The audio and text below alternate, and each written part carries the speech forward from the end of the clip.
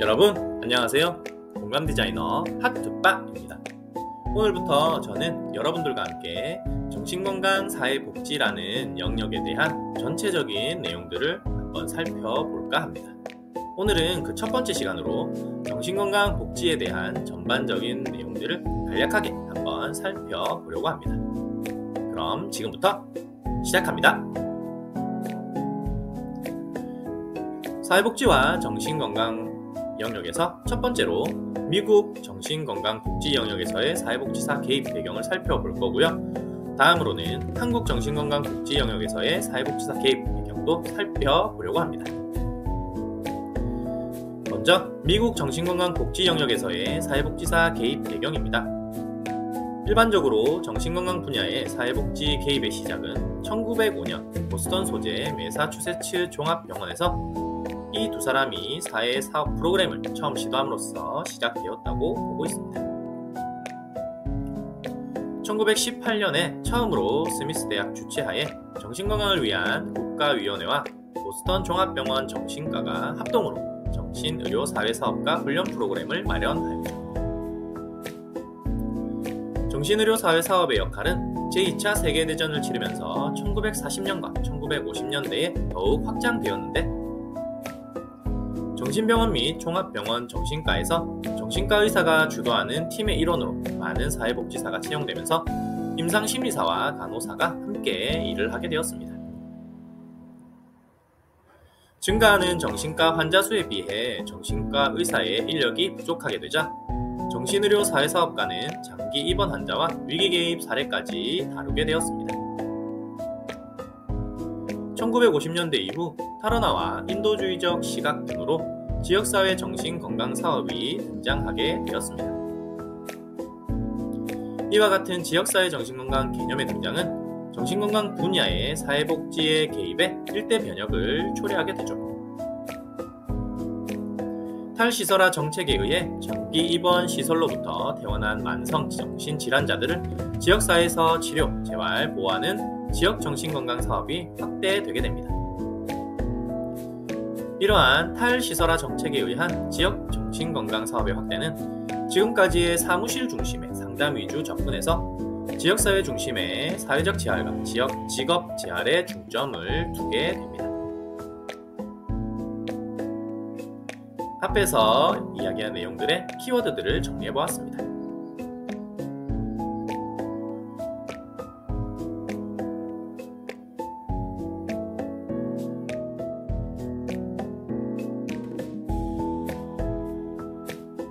다음으로는 한국 정신건강복지의 사회복지사 개입 배경을 살펴보려고 합니다. 한국에서 정신건강 분야에 사회복지사가 개입하게 된 계기는 1945년 대한신경정신의학회가 조직되어 권기주가 심리학자와 함께 청소년 문제에 관여하면서 시작되었습니다. 1970년대 이후에는 대학병원을 중심으로 정신의료 사회사업가를 고용하게 되는데 그 이유는 종합병원 단위의 의료기관에 사회복지 자격증 소지자를 두도록 1973년에 입법화된 의료법에 근거한 것이었습니다. 1980년 이후에는 퇴원 후의 지속적 치료 서비스와 사회적 적응력 강화와 훈련을 위한 납병원 제도가 시도되면서 자연스럽게 사회재활 치료가 강조되었고 사회복지사의 역할이 강화되었습니다. 그 결과 1986년에 지역사회에서는 처음으로 사회복지사가 중심이 되어 미국의 심리사회적 재활 모델의 하나인 클럽하우스 모델의 정신과 철학에 기반을 둔 태화 샘솟는 집이 운영되었는데 그 당시 환자들이 병원으로부터 퇴원 후 이용할 수 있는 재활시설이 없었던 터라 큰 도움을 얻으면서 사회재활, 직업재활, 가족교육, 권익 옹호 등이 활성화되면서 오늘에 이르고 있습니다. 납병원 치료 서비스에 의료보험이 적용되자 납병원 프로그램이 활성화되었고 다학제간 팀의 일원으로 사회복지사의 참여가 더욱 확대되었습니다.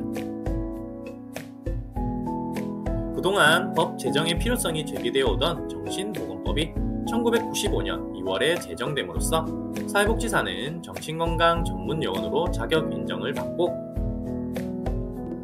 정신건강사업과 정신건강시설의 확대에 따라 정신의료기관뿐 아니라 지역 정신건강복지센터, 정신재활시설, 중독관리통합지원센터, 자살예방센터, 보건소, 정신요양시설 등에서 활발한 활동을 전개하고 있습니다.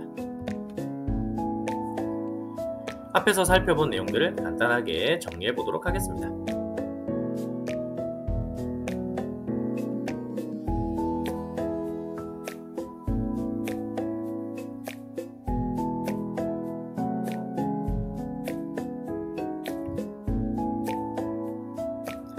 다음 시간에는 정신건강과 정신병리의 개념 그리고 이상행동의 이해에 대해서 한번 살펴보도록 하겠습니다.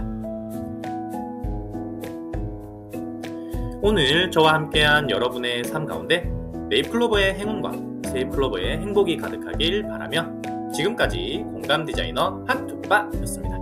모두들 사랑하고 축복합니다. 안녕.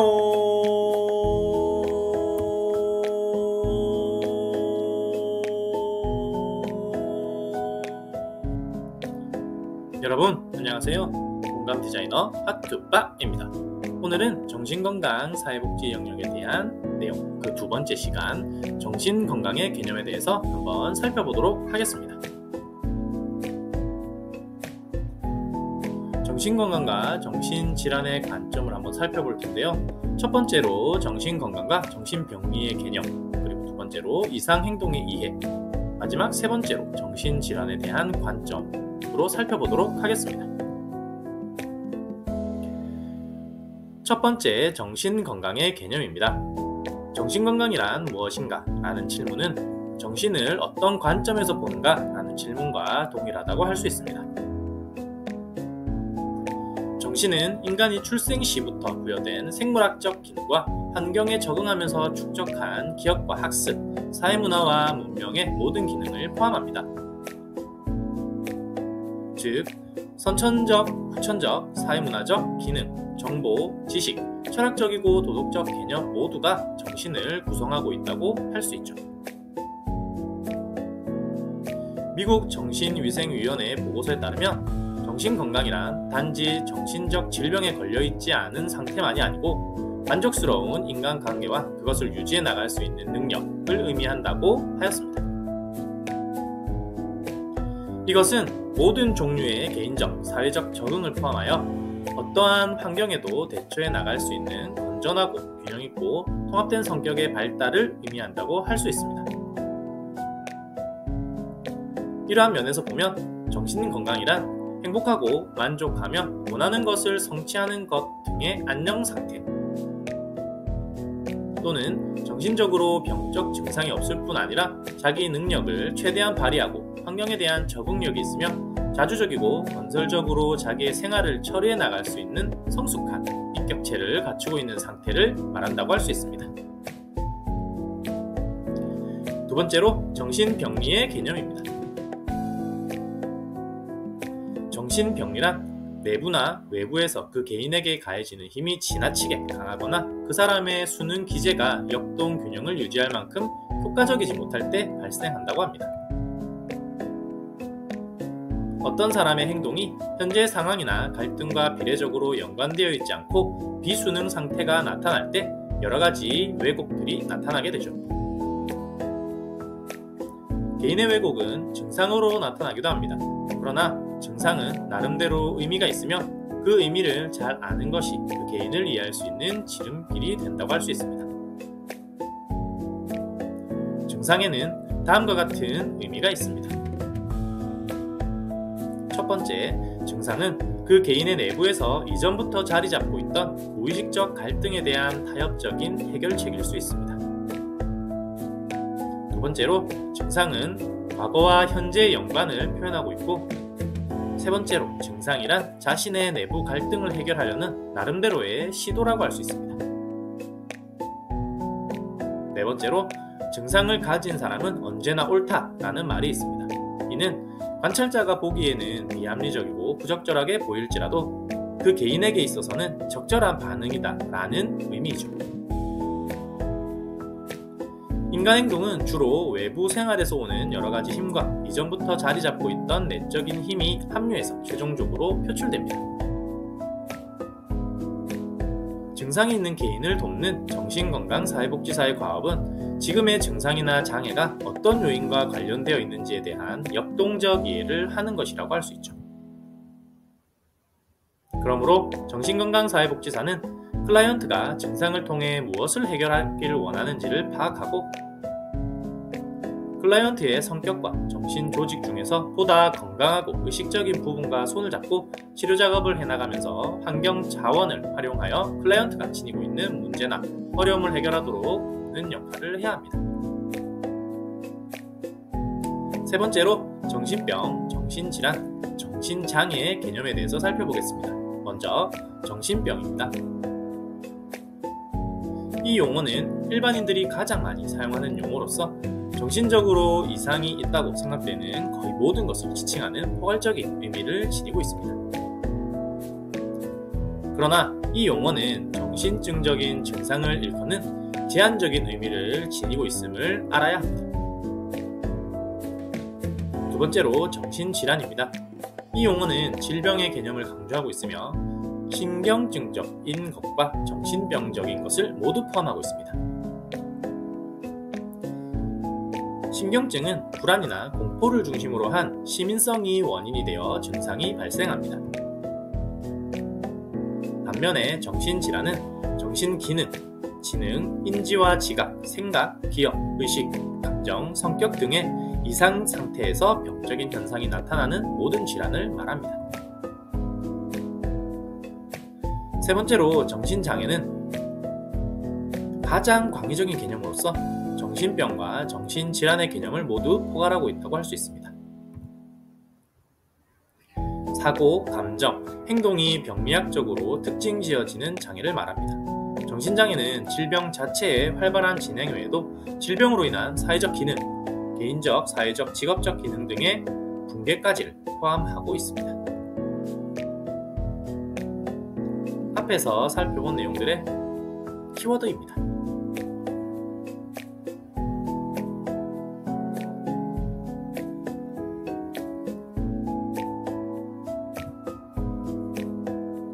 다음으로 이상행동의 이해입니다. 어떤 행동이 비정상적이라고 결정하기 위해서는 다음의 6가지 요소 중에서 해당되는 것이 많을수록 증상이 심하고 이상행동에 가깝다고 말할 수 있습니다. 첫 번째, 개인적 고통, 즉 심리적 고통입니다. 두 번째, 부적응. 세 번째, 비합리성과 불가해성. 네 번째, 예측 불가능성과 통제력의 결핍. 다섯 번째, 사회적 기준에서 벗어남, 비인습성이라고도 하죠. 여섯 번째, 통계적 평균에서 벗어남. 앞에서 살펴본 내용들의 키워드입니다.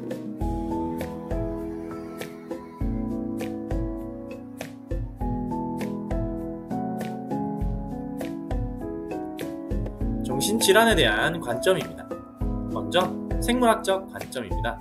정신질환이란 개인의 생물학적 특성으로 인해 발생하는 것으로 이해하고 있습니다. 즉, 정신질환은 신경학적 이상, 신경 전달 물질의 이상, 뇌파나 호르몬의 이상, 유전적 요인으로 인해 발생한다고 보고 있습니다. 두 번째로 심리학적 관점입니다. 정신질환이란 한 개인의 비정상적인 사고, 감정, 지각, 동기, 행동으로 인해 발생하는 부적응의 결과라고 이해하고 있죠. 정신적으로 건강한 사람은 심리적인 만족감, 능률적인 활동, 그리고 사회에 대한 공헌을 통하여 자신의 목표를 달성하고 이로 인하여 만족감과 자신감을 얻습니다. 심리학적 관점에서는 불안이나 갈등을 중요하게 다루고 있죠. 인간의 정신 기능에 영향을 미치는 불안의 생성에 대하여 심리학적 관점은 정신 역동이론, 인지이론, 행동주의 이론, 대인관계 이론에 근거하고 있습니다. 세 번째로 사회학적 관점입니다. 사회적 요소는 문화적, 환경적, 그리고 가족적 영향을 포함하고 있습니다.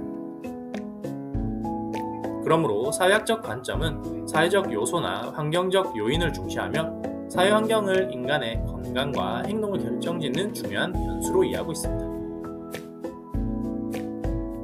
세 번째 통합적 관점은 생물학적, 심리학적, 사회학적 관점을 모두 포괄하고 있는 것을 말합니다. 앞에서 살펴본 내용의 키워드들입니다.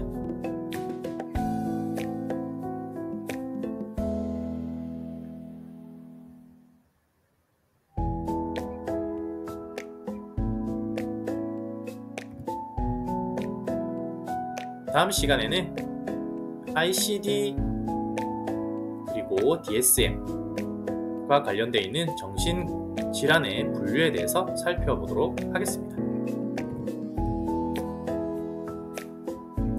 오늘 저와 함께한 여러분의 삶 가운데 네잎클로버의 행운과 세잎클로버의 행복이 가득하길 바라며 지금까지 공감 디자이너 핫투빠였습니다. 모두들 사랑하고 축복합니다. 안녕.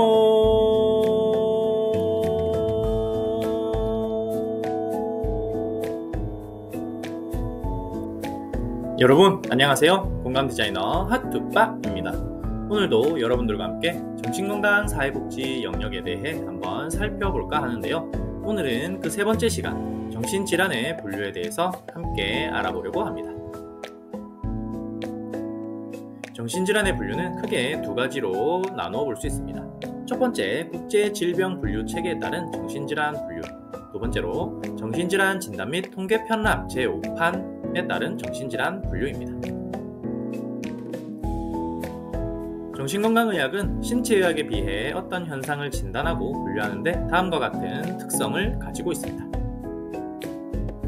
첫째, 정신건강의학에서의 진단은 신체의학에서와는 달리 원인보다 증상에 따라서 진단을 분류합니다. 둘째, 진단을 위해서 임상병리 검사 등 의학적 검사보다 병력 청취, 정신상태 검사 등 임상기술에 더 의존하는 편입니다. 셋째, 적절한 진단을 내리기 위해 클라이언트뿐 아니라 가족, 친구 등 주변 사람들로부터 다양한 정보를 얻는 것이 매우 중요하죠. 넷째, 증상이나 이상은 정신질환 때문에 생길 수도 있지만 생활에서 겪는 어려움 때문에 생기는 경우도 많습니다. 정신질환의 분류는 20세기 초에 에밀 크레펠린이 정립한 진단 분류 체계에 의해 과학적이고 합리적인 접근이 가능하게 되었습니다. 크레펠린의 영향은 현재 정신건강 영역에서 주로 활용하는 두 가지 정신질환 진단 분류 체계의 토대가 되고 있죠. 한 가지는 세계보건기구에서 제정하여 국제적으로 통용되고 있는 국제질병분류 체계에 포함된 정신질환 진단분류 방식입니다. 또 다른 한 가지는 미국 정신의학회에서 2013년에 제정한 정신질환 진단 및 통계 편람 제5판입니다. 우리나라의 경우 정신건강 영역에서 공통 언어로 사용할 때는 DSM-5의 진단명과 체계를 주로 이용하지만 보험 청구와 같이 의료 실무에서 다른 영역과 의사소통할 때는 정신과적 진단 외에 다른 의학 영역의 진단명도 포함하고 있는 ICD-10을 주로 사용합니다. 그럼 지금부터 국제질병분류 체계에 따른 정신질환 분류에 대해서 먼저 살펴보도록 하겠습니다. ICD-10은 세계보건기구가 1992년에 제정한 국제질병분류 제10 개정판입니다. 여기서는 정신질환을 크게 기질적 정신병, 기타 정신병, 신경증적 장애와 성격장애 및 기타 비정신병적 장애, 정신지체로 구분하고 있죠. 여기에서는 지정해놓은 범위에 따라 증상을 포함한 기질성 정신장애, 그리고 정신활성 물질 사용으로 인한 정신 및 행동장애, 그리고 조현병, 조현형 및 망상장애로 구분을 해놓고 있죠. 계속해서 살펴보면 기분, 그리고 기분 정동장애, 그리고 신경증적 스트레스 관련성 및 신체형 장애, 생리적 장애 및 신체적 요인과 관련된 행동 증후군, 성인 성격 및 행동 장애, 정신 지체, 심리적 발달 장애, 아동기 및 청소년기에 흔히 발병하는 행동 및 정서장애, 그리고 마지막으로 비특정 정신장애로 각 영역들을 구분해 놓고 표기를 하고 있습니다. 앞에서 살펴본 내용들을 간단한 키워드로 정리해 보았습니다.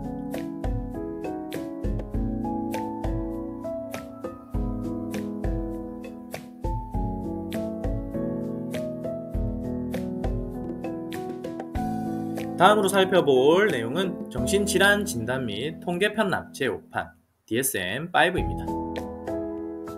DSM에 기술되어 있는 정신질환들은 질병 과정을 기술하는 것이지 사람을 기술하는 것은 아닙니다. DSM이 유용한 진단 도구로 인식되고는 있지만 그 개인에게서 질환이 왜 생겼는지에 대한 답을 주지 못하며 클라이언트의 개별성에 대해서 별다른 강조점을 두지 못한다는 것은 사실입니다. DSM-5는 정신질환을 20개의 범주로 분류하고 그 하위 범주로 300여 개 이상의 장애를 포함하고 있습니다. 구분해놓은 질병들을 한번 살펴보면 신경발달장애, 그리고 조현병 스펙트럼 및 기타 정신병적 장애, 양극성 및 관련 장애가 있고요. 우울장애, 불안장애, 강박 및 관련 장애가 있습니다. 또한 외상 및 스트레스 관련 장애, 해리장애, 신체 증상 및 관련 장애, 급식 및 섭식장애, 배설장애, 수면 각성 장애, 성기능 부전, 성별 불쾌감, 파괴적 충동 조절 및 품행장애, 물질 관련 및 중독장애, 신경인지장애, 성격장애, 변태 성욕장애, 기타 정신질환, 약물로 유발된 운동장애 및 약물 치료의 기타 부작용이나 임상적 주의의 초점이 될 수 있는 기타의 상태 등을 기술해 놓고 있습니다. 앞에서 살펴본 내용들을 간단하게 키워드로 정리해 보았습니다.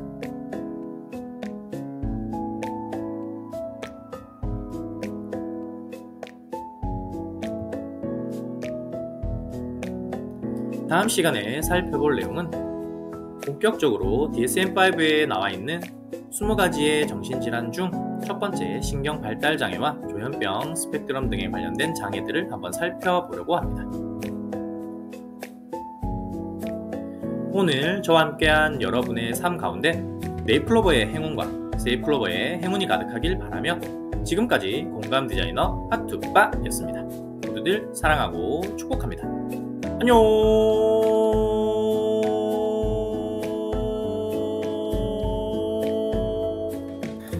여러분 안녕하세요. 공감 디자이너 핫투빠입니다. 오늘도 여러분들과 함께 정신건강 사회복지 영역에 대해서 함께 살펴보려고 합니다. 오늘은 그 네 번째 시간 DSM-5에 따른 정신질환의 분류입니다. 첫 번째 신경발달장애와 두 번째 조현병 스펙트럼 및 기타 정신병적 장애에 대해서 이야기해볼까 합니다. 첫 번째 신경발달 장애이고요. 이는 뇌의 발달이나 지연, 뇌 손상과 관련된 중추신경계와 관련된 정신장애를 말합니다. 발생 원인은 심리사회적인 것보다 주로 뇌의 발달 장애로 인해 생애 초기부터 나타나는 경향이 있습니다. 첫 번째 지적장애입니다. 지적장애는 흔히 정신지체로 알려져 있는데 표준화된 지능검사에 의한 지능지수가 70 미만으로서 지적발달장애라고도 불립니다. 지능이 현저하게 낮아서 학습이나 사회 적응에 어려움을 나타내죠. 유전적 원인이나 출생 후 환경적 요인 또는 질병 및 뇌장애로 인하여 발생하는 낮은 지능지수와 함께 적응 행동 및 기능의 결함과 장애를 말합니다. 주로 18세 이전에 발현합니다. 두 번째로 의사소통 장애입니다. 지능 수준은 정상적이지만 대화에 필요한 말이나 언어 사용에 문제가 나타나는 것이 특징이죠. 구어적 언어를 표현하거나 이해하는 것이 곤란하고 자신의 연령에 적절한 언어 구사력이나 리듬을 발성하거나 말하는 것이 어렵습니다. 언어장애, 발음장애, 아동기 발생 유창성 장애, 사회적 소통 장애가 있습니다. 세 번째로 자폐 스펙트럼 장애입니다. 사회적 상호작용과 의사소통에서 장애를 나타낼 뿐 아니라 제한된 관심과 흥미를 지니며 상동적인 행동을 반복적으로 나타내는 장애를 포함하고 있습니다. 네 번째, 주의력 결핍, 과잉 행동 장애입니다. 주의 집중의 어려움과 매우 산만하고 부주의한 행동, 그리고 자신의 행동을 적절하게 통제하지 못하고 충동적인 과잉 행동을 하는 것이 특징입니다. 주의력 결핍형, 과잉 행동형, 혼합형 등 세 가지 하위 유형이 있습니다. 다섯 번째, 특정 학습 장애입니다. 정상적인 지능과 정서를 지니고 있지만 지능 수준에 비해 현저한 학습 부진을 나타내는 것이 특징이죠.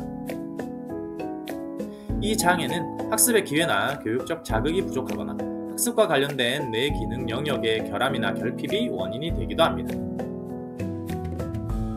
여섯 번째는 운동장애입니다. 나이나 지능 수준에 비해 움직임이나 운동 능력이 현저하게 미숙하거나 부적응적인 움직임을 반복적으로 나타내는 것이 특징입니다.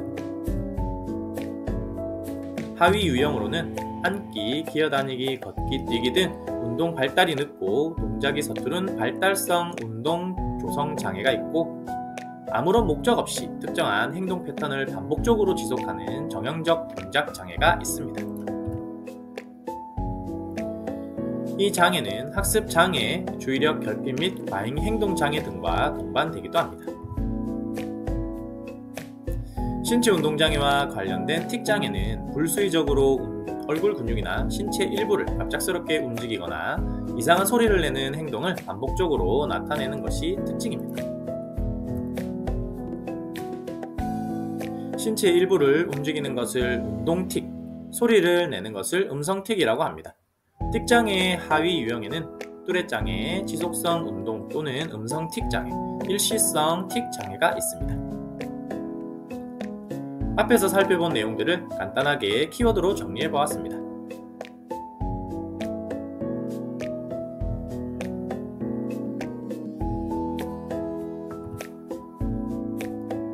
두 번째로 살펴볼 질환은 조현병, 스펙트럼 및 기타 정신병적 장애입니다. 조현병을 비롯하여 이와 유사한 정신병적 증상을 나타내는 정신질환을 포함하고 있습니다. 주로 망상, 환각, 혼란스러운 언어, 상황의 부적절한 행동, 분화된 감정, 사회적 고립 등이 특징입니다. 이러한 내용들을 조현 증상이라고 하죠.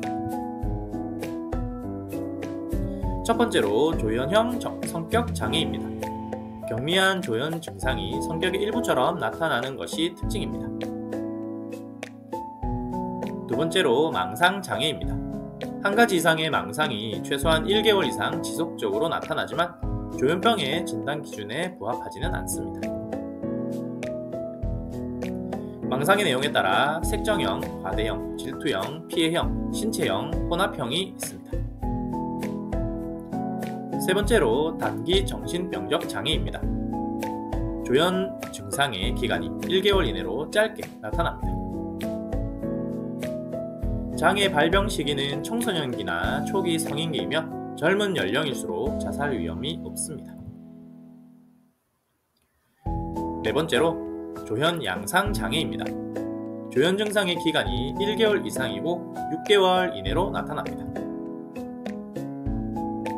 정상 기능이 돌아온다는 것을 제외하면 조현병과 동일한 것으로 보면 됩니다. 만약 증상이 6개월 이상 지속될 경우에는 조현병으로 진단이 바뀌게 됩니다. 다섯 번째, 조현병입니다. 조현 증상의 기간이 6개월 이상 지속되어 나타납니다. 증상은 크게 양성 증상과 음성 증상으로 구분되죠. 양성 증상은 정상적 기능의 과다 또는 왜곡을 반영하는 것으로 사고, 지각, 언어 및 의사소통, 그리고 행동 조절의 과장이나 왜곡으로 나타납니다. 음성 증상은 정상적 기능의 감소나 상실을 반영하는 것으로 정서적 표현, 사고나 언어의 생산성 부족, 그리고 목적 지향적 행동의 범위와 강도가 크게 제한되어 있다고 보면 됩니다. 10대 후반에서 30대 중반 사이에 주로 발생합니다. 여섯 번째, 조현 정동 장애입니다. 조현 증상과 양극성 장애 증상이 함께 나타나는 것이 특징입니다. 즉, 기분 사파와 조현병의 활성기 증상이 동시에 나타나는 장애로서 뚜렷한 기분 증상이 없는 상태에서 망상이나 환각이 적어도 2주 이상 선행되어야 합니다. 전형적인 발병 연령은 초기 성인기입니다. 앞에서 살펴본 내용들을 간단하게 키워드로 정리해보았습니다.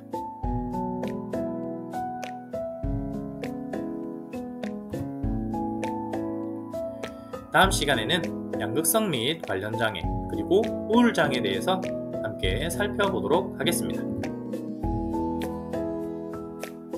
오늘 저와 함께한 여러분의 삶 가운데 네잎클로버의 행운과 새잎클로버의 행운이 가득하길 바라며 지금까지 공감 디자이너 핫뚜빠였습니다. 모두들 사랑하고 축복합니다. 안녕.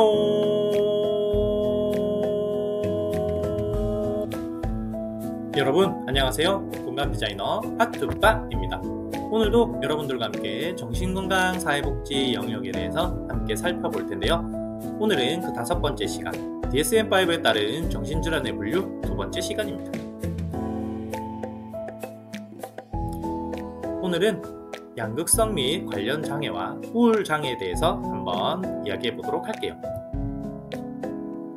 먼저 양극성 및 관련 장애입니다. 기분의 변화가 심하여 고양된 기분 상태와 침체된 상태가 주기적으로 나타나는 것이 특징입니다. 첫 번째, 양극성 장애입니다. 조증 증상과 우울 증상이 주기적으로 교차되어 나타나는 것이 특징이며 일반적으로 조울증이라고도 하죠.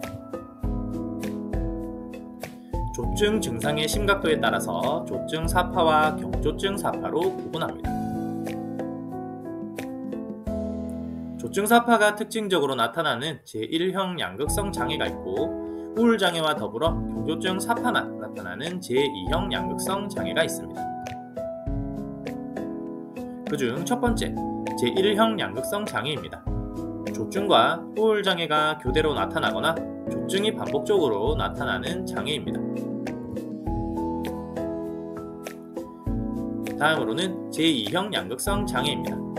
우울증과 경조증이 교대로 나타나는 것입니다. 두 번째, 순환성 장애입니다. 기분의 변동이 있는 만성적인 장애입니다. 제2형 양극성 장애의 경한 상태에 해당하는 것으로서 경조증과 경우울증의 사파가 그대로 나타납니다. 보통 청소년기나 초기 성인기에 시작되죠. 앞에서 살펴본 내용들의 간단한 키워드들입니다.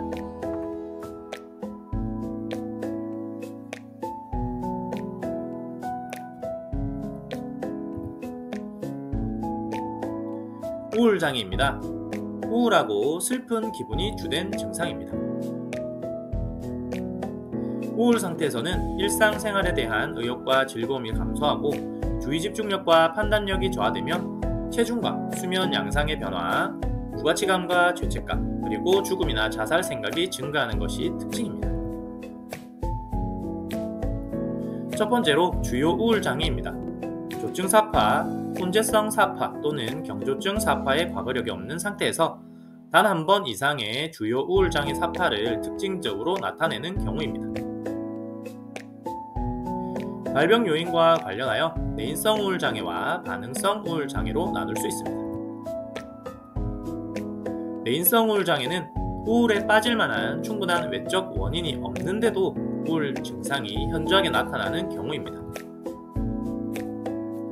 반면에 반응성 우울장애는 외적 원인이 충분히 작용하여 우울 증상이 현저하게 나타나는 경우를 말하죠. 두 번째로 지속성 우울장애입니다. 핵심 증상은 만성적인 우울감입니다. 적어도 2년 동안 우울한 기분이 없는 날보다 있는 날이 더 많고 하루 대부분 지속되는 만성적인 우울한 느낌이 있는 것이 특징이죠. 이는 주요 우울장애보다 심하지 않은 경한 우울 상태이며 증상이 사파적이지 않고 만성적이며 조증 사파가 없는 것이 특징입니다. 아동기나 청소년기에 서서히 발병하죠. 앞선 내용들의 간단한 키워드들입니다.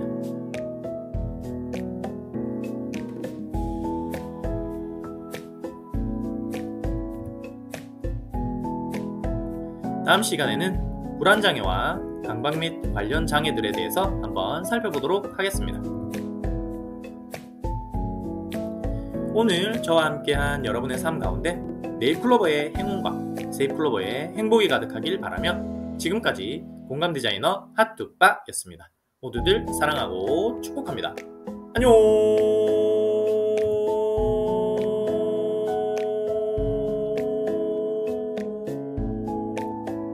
여러분 안녕하세요. 공감 디자이너 핫뚜빠입니다. 오늘도 여러분들과 함께 정신건강 사회복지에 대한 이야기 그 6번째 시간 DSM-5에 따른 정신질환의 분류에 대해서 함께 살펴보도록 하겠습니다. 오늘은 불안장애와 강박 및 관련 장애에 대해서 함께 이야기해 보려고 합니다. 먼저 불안장애입니다. 불안과 공포가 주된 증상이며 불안이 나타나는 양상에 따라 다양한 하위 유형으로 구분합니다. 첫 번째, 분리불안 장애입니다. 아동의 유전적 기질, 부모의 양육행동, 아동의 인지행동적 요인들이 복합적으로 작용하여 발생하는 장애입니다. 주요 애착 대상으로부터 분리되는 것에 대해 지나치게 불안하거나 두려워하는 것이 특징이라고 할 수 있죠. 18세 이전에는 언제나 발생할 가능성이 있지만 청소년기 이후에는 흔하지 않습니다. 두 번째, 선택적 함구증입니다. 특수한 사회적 상황에서 지속적으로 말을 하지 않는 것이 특징이죠. 보통 5세 이전에 발생하며 주로 몇 개월 동안 지속되지만 때로는 장기간 지속되기도 하고 심지어는 몇 년 동안 지속될 수도 있습니다. 세 번째, 특정 공포증입니다. 특정한 대상이나 상황에 대한 두려움과 회피 행동을 지속적으로 나타내는 것이 특징입니다. 발병 연령은 아동기가 제일 높고 그 다음으로 20대 중반이 높습니다. 공포 대상의 종류에 따라서 동물형, 자연환경형, 혈액 주사 상처형, 상황형으로 구분할 수 있습니다. 네 번째로 사회 불안 장애입니다. 사회공포증이라고도 하며 낯선 사람과 이야기하거나 낯선 장소에 있거나 어떤 사회적 상황이나 활동 상황에 노출되었을 때 발생하는 심한 불안이나 두려움이 특징입니다. 발병 연령은 10대 중반입니다. 다섯 번째로 공황장애입니다. 갑작스럽게 엄습하는 강렬한 불안과 공포를 경험하는 것이 주된 증상으로서 실제적 위험이 전혀 없는 편안하고 익숙한 상황에서 갑자기 심혈관계, 신경계, 호흡기계, 소화기계에서 의심되는 증상이 나타나는 것이 특징이죠. 예기치 못한 공황 발작이 반복적으로 일어나고 그런 경험을 한 후 최소한 1개월 이상 또는 다른 공황 발작이 일어나지 않을까 지속적으로 염려하고 공황 발작의 결과에 대해 심하게 걱정하며 발작과 관련된 특정한 행동 변화를 보이는 것이 특징입니다. 주로 나타나는 증상으로는 호흡곤란, 심장 박동수의 증가, 가슴이 답답하거나 아픔, 질식감, 현기증, 불안한 느낌, 비현실적인 감각, 발한, 졸도, 근육 경련, 죽음의 공포가 있습니다. 발병 연령은 다양하지만 청소년기 후기부터 30대 중반 사이에서 가장 많이 발병합니다. 여섯 번째로 광장공포증입니다. 즉각적으로 피하기 어렵거나 곤란한 장소, 그러한 상황에 처해 있다는 것에 대한 불안 혹은 공황 발작이나 공황에 유사한 증상이 나타났을 때 도움을 받기 어려운 장소나 상황에 있다는 것에 대한 불안과 회피 반응이 특징입니다. 공포증의 핵심 문제는 자신이 통제력을 상실하게 되지 않을까 하는 것입니다. 주로 아동기나 청소년기 초기에 발병합니다. 7번째, 범불안 장애입니다. 미래에 경험하게 될 다양한 상황에 대해 과도한 불안이나 걱정을 나타내는 것이 특징입니다. 핵심 징후는 근심, 걱정이며 최소한 6개월 이상 지속되는 심한 불안이나 근심, 걱정이 특징입니다. 앞에서 살펴본 내용들을 간단하게 키워드로 정리해 보겠습니다.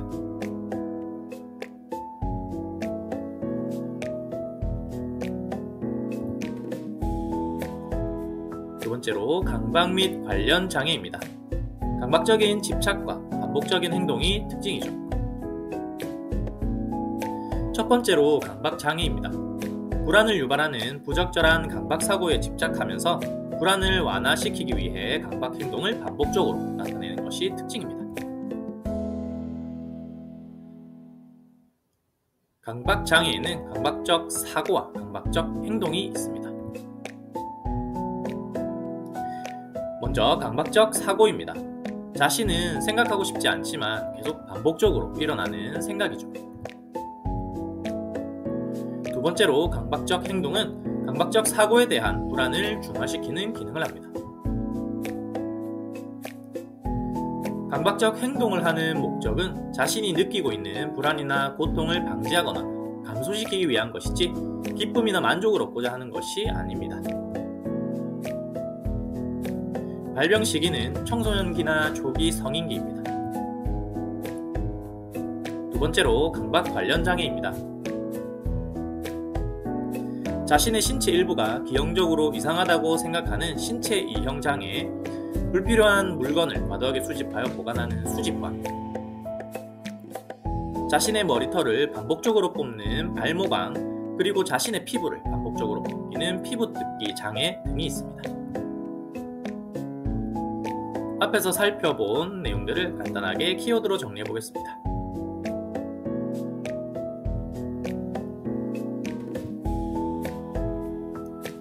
다음 시간에는 외상 및 스트레스 관련 장애와 해리 장애에 대해서 함께 살펴보도록 하겠습니다.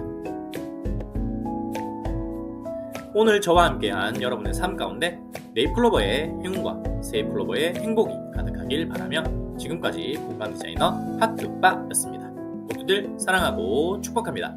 안녕.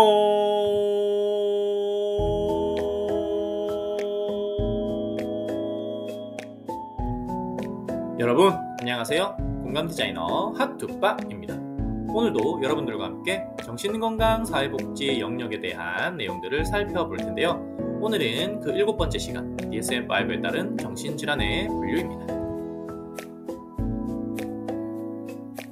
외상 및 스트레스 관련 장애와 해리 장애에 대해서 오늘 한번 살펴보도록 할게요. 먼저 외상 및 스트레스 관련 장애입니다. 충격적인 외상 사건이나 스트레스 사건을 경험한 후에 부적응적인 증상을 나타내는 것이 특징이죠.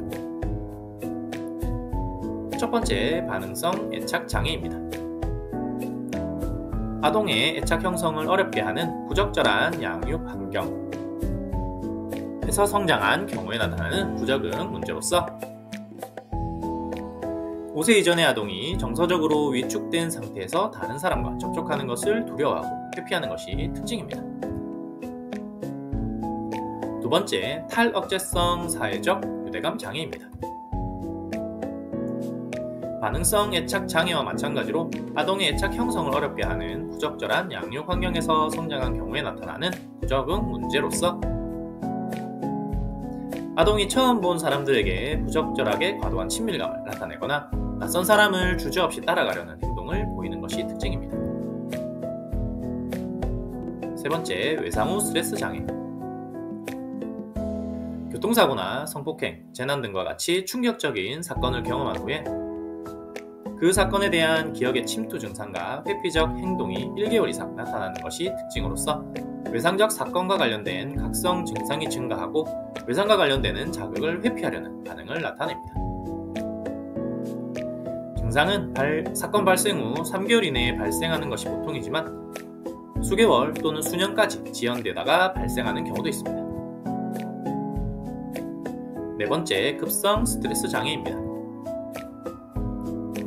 외상 후 스트레스 장애와 유사한 증상을 보이지만 외상 사건을 경험한 후 그 사건에 대한 기억의 침투 증상과 회피적 행동이 1개월 이내로 나타납니다. 즉, 외상성 스트레스에 노출된 후 1개월 이내에 특징적인 불안, 해리성 증상 및 기타 증상이 나타나는 것이죠. 증상은 적어도 2일 이상 지속되면 외상성 사건이 종결된 후 4주 이내에 사라지는 것이 특징입니다. 그렇지 않을 경우에는 진단명이 바뀌게 되죠. 다섯 번째, 적응장애입니다. 확인될 수 있는 심리사회적 스트레스 사건을 경험한 후에 이에 대한 반응으로 부적응적인 감정과 행동을 나타내는 것이 특징입니다. 지금까지 살펴본 내용들을 간단하게 키워드로 정리해 보겠습니다.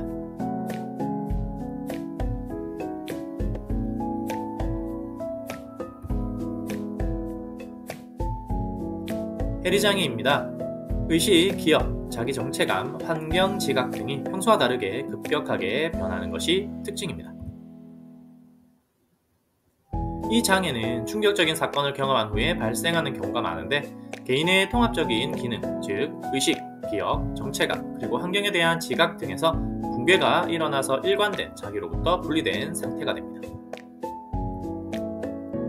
해리성 장애는 외부로부터의 심한 심리적 충격을 방어하는 수단이기도 하고 내적 갈등으로부터 해방되는 수단이기도 합니다. 첫 번째, 해리성 기억 상실입니다. 시민성 기억 상실이라고도 하며 어떤 외상적 사건으로 인하여 자기의 과거를 전부 잊어버리거나 어느 특정한 기간 동안의 기억을 망각하는 것이 특징입니다. 두 번째, 해리성 정체성 장애입니다. 한 사람의 내부에 2개 이상의 독립적인 정체감과 성격을 지니고 있는 것이 특징이며 DSM-3에서는 다중인격 장애라고 하였습니다. 이 장애는 반복적으로 개인의 행동을 통제하는 여러 개의 구별되는 정체성이 존재하게 되죠. 세 번째로, 이인성 비현실감 장애입니다. 평소와 달리 주변 현실에 대해 매우 낯설거나 이상한 느낌을 받는 등 일시적인 자아 감각의 변화로 인해 현실 감각이 장애를 받는 것이 특징입니다. 자아 감각의 변화에는 자기 지각 장애와 외부 환경 지각 장애가 있습니다. 지금까지 살펴본 내용들을 키워드로 간단하게 정리해 보았습니다.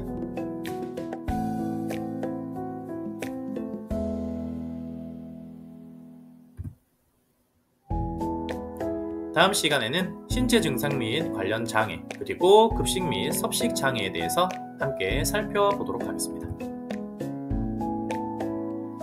오늘 저와 함께한 여러분의 삶 가운데 네잎클로버의 행운과 새잎클로버의 행복이 가득하길 바라며 지금까지 공간 디자이너 하투빠였습니다. 모두들 사랑하고 축복합니다. 안녕!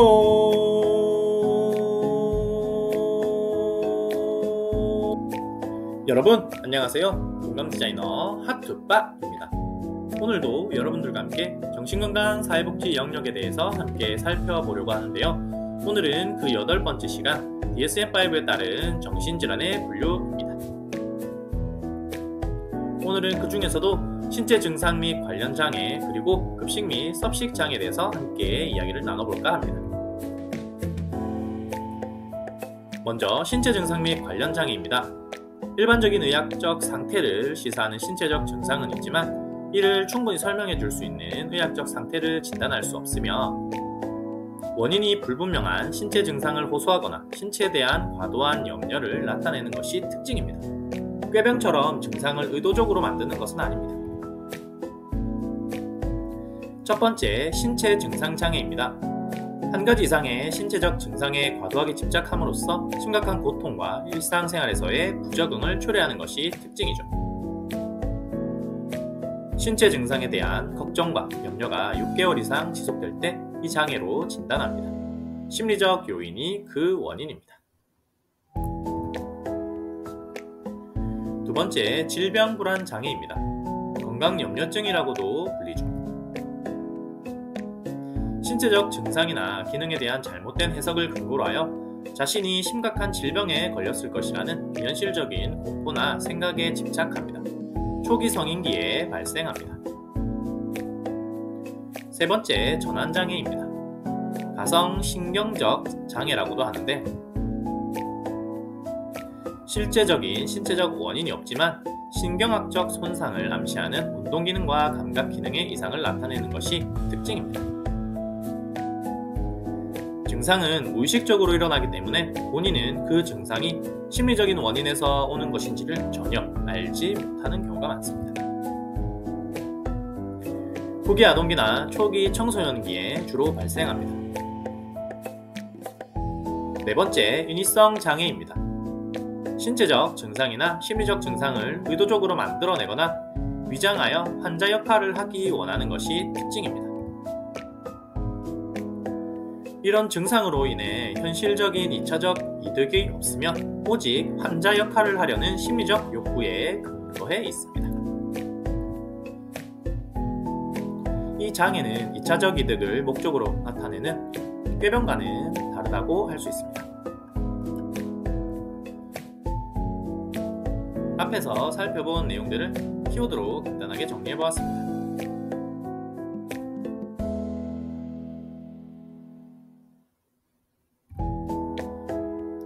다음으로 급식 및 섭식 장애입니다. 부적응적인 섭식 행동과 섭식 관련 행동으로 인해 개인의 건강과 심리사회적 기능을 현저하게 방해하는 것이 특징입니다. 첫 번째, 이식증.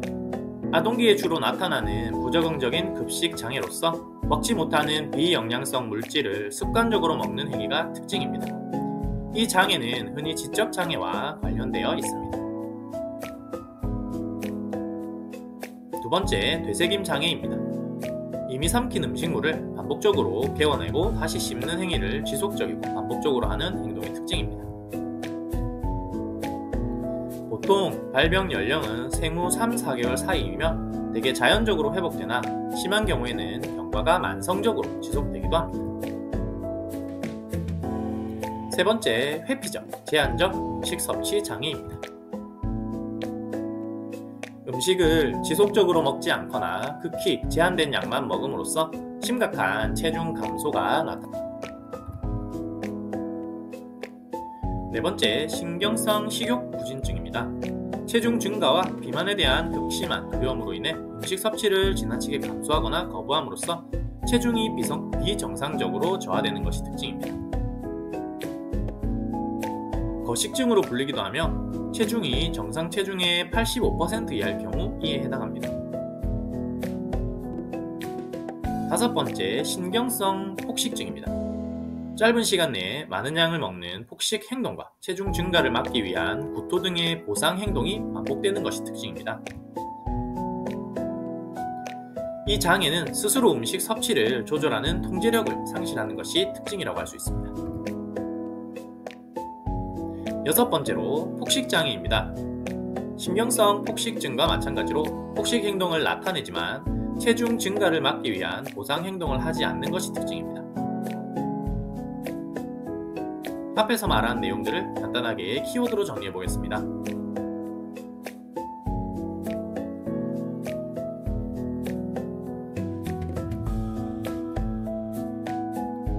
다음 시간에는 배설장애와 수면각성장애에 대해서 함께 살펴보도록 하겠습니다.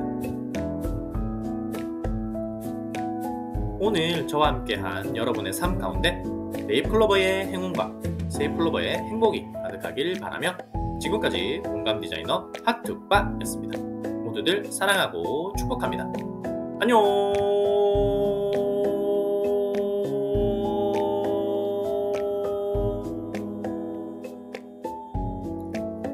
여러분 안녕하세요. 공감디자이너 핫투빠입니다. 오늘도 여러분들과 함께 정신건강 사회복지 영역에 대해서 한번 살펴볼 텐데요.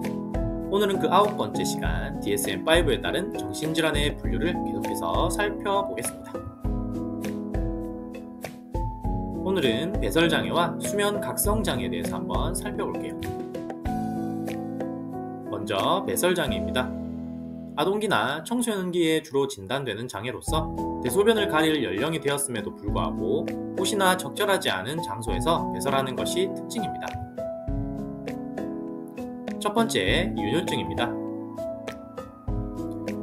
5세 이상의 아동이 신체적인 이상이 없음에도 불구하고 반복적으로 불수의적으로나 고의로 옷이나 침구에 반복적으로 소변을 보는 경우입니다. 최소한 5세여야 합니다. 두 번째, 유분증입니다. 최소한 3개월 동안 적당한 장소가 아닌 곳에 불수의적으로나 고의로 대변을 보는 것으로 발달 정도가 최소 4세여야 합니다. 앞에서 살펴본 내용들의 간단한 키워드들입니다.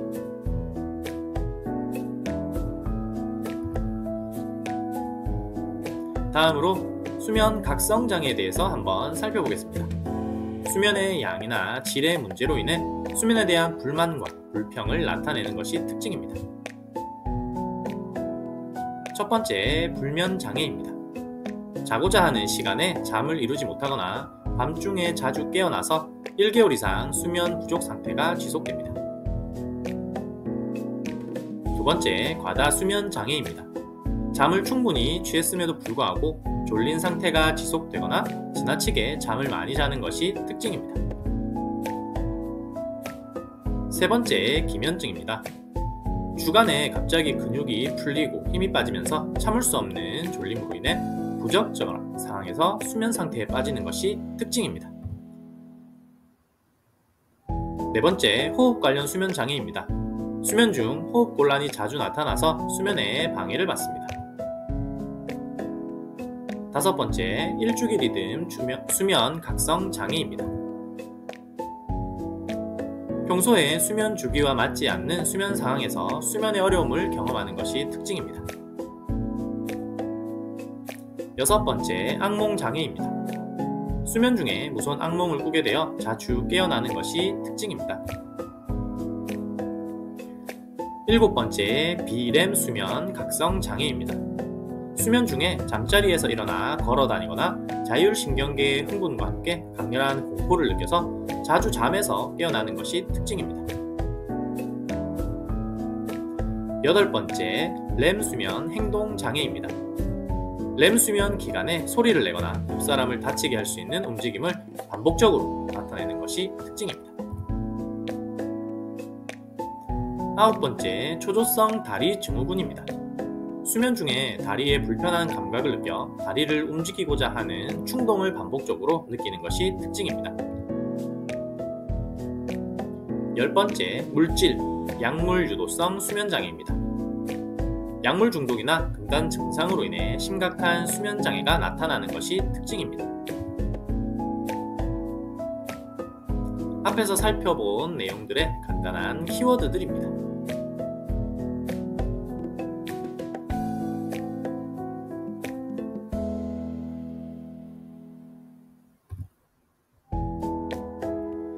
다음 시간에는 성기능 부전과 성별 불쾌감에 대해서 한번 살펴보겠습니다. 오늘 저와 함께한 여러분의 삶 가운데 네잎클로버의 행운과 세잎클로버의 행복이 가득하길 바라며 지금까지 공감 디자이너 하투빠였습니다. 모두들 사랑하고 축복합니다. 안녕.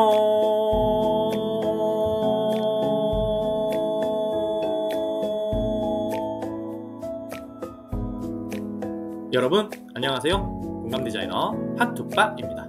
오늘도 여러분들과 함께 정신건강 사회복지 영역에 대해서 살펴보려고 하는데요. 오늘은 그 10번째 시간 DSM-5에 따른 정신질환의 분류에 대해서 계속해서 이야기해보도록 하겠습니다. 오늘은 성기능 부전과 성별 불쾌감에 대해서 살펴보도록 할게요. 먼저 성기능 부전입니다. 원활한 성행위를 방해하는 다양한 기능장애를 포함하고 있습니다. 남성과 관련된 성기능 부전에는 남성 성욕 감퇴장애, 발기장애, 조루증, 지루증이 있으며 여성과 관련된 성기능 부전에는 여성 성적 관심, 흥분장애, 여성 극치감 장애, 생식기 골반 통증, 삽입장애가 있습니다. 먼저 성기능 부전입니다.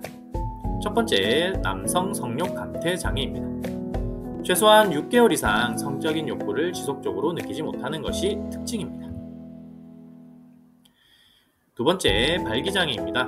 성적 활동을 하는 동안 발기에 어려움을 겪는 것이 특징입니다. 세 번째, 조루증입니다. 성행위 시에 자신이 원하기 전에 너무 일찍 사정하는 것이 특징입니다. 네 번째, 지루증입니다. 성행위 시 사정이 되지 않거나 현저하게 지연되는 것이 특징입니다.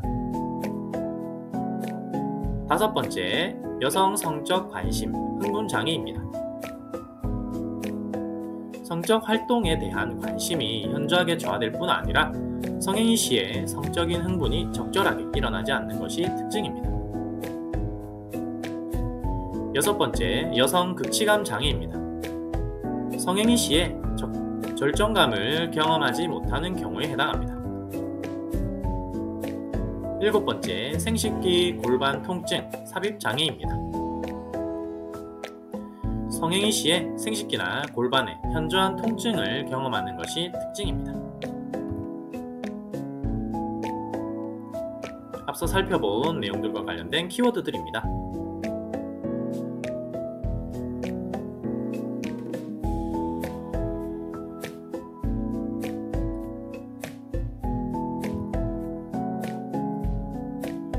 다음으로 성별 불쾌감입니다. 자신의 생물학적 성과 자신이 경험하고 표현하는 성행동 간의 괴리로 인하여 심한 고통과 사회적 곤란을 나타내는 것이 특징입니다. 이전에는 성정체감 장애라고도 불렸는데 이들은 자신의 성과 다른 성이 되고자 하는 강렬한 열망을 가지고 있으며 반대성의 복장을 선호하거나 반대성의 역할을 하고자 하는 등 다양한 행동을 나타냅니다. 앞서 살펴본 내용들에 관련된 키워드들입니다.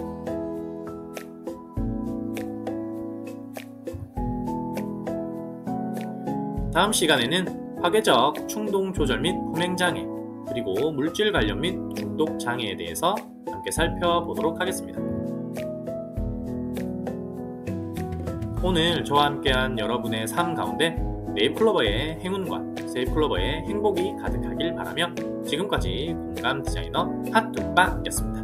모두들 사랑하고 축복합니다. 안녕.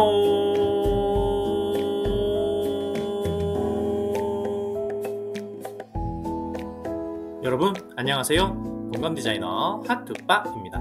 오늘도 여러분들과 함께 정신건강 사회복지 영역에 대한 이야기들을 나눠볼 텐데요. 오늘은 11번째 시간 DSM-5에 따른 정신질환의 분류를 계속해서 살펴보겠습니다. 오늘은 파괴적 충동조절 및 품행장애, 그리고 물질 관련 및 중독장애에 대해서 한번 이야기해 보도록 할게요. 먼저 파괴적 충동조절 및 품행장애입니다. 다른 사람의 권리를 침해하거나 사회 규범을 위반하는 부적응적인 행위를 하는 것이 특징이며 감정과 행동에 대한 자기 통제 기능에 문제를 나타냅니다. 첫 번째, 적대적 반항장애입니다. 어떤 사람과의 상호작용에서 화를 잘 내고 논쟁적이거나 도전적이며 앙심을 품고 악에 찬 행동을 나타내는 것이 특징입니다. 두 번째, 품행장애입니다. 난폭하고 잔인한 행동이나 기물파괴, 도둑질, 거짓말, 가출 등과 같이 타인의 권리를 침해하거나 사회규범을 위반하는 행동을 지속적으로 나타냅니다. 청소년의 심한 비행 행동이 품행장애로 진단될 수 있습니다. 세 번째, 반사회적 성격장애입니다. 성격장애 중 하나인 이 장애는 성인에게 해당하며 사회규범이나 타인의 권리를 무시하는 행동이 반복적으로 나타나는 것이 특징입니다.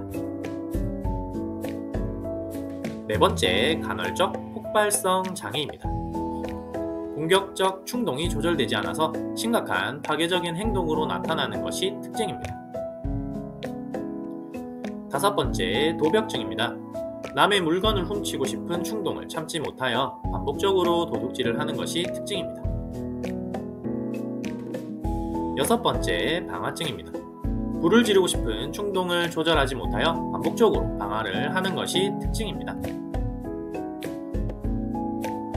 지금까지 살펴본 내용들에 대한 간단한 키워드들입니다.